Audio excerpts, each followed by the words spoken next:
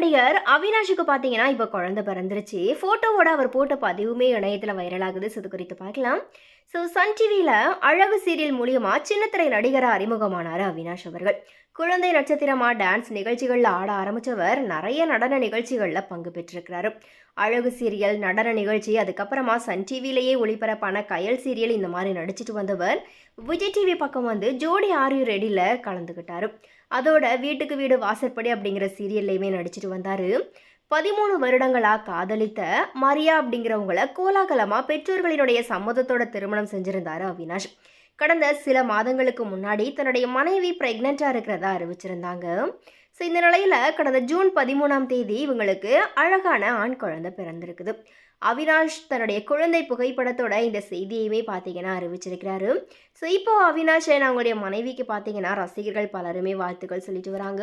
So, anyway நம்மளுடைய channel சார்பாகவும் வாழ்த்துக்கள்.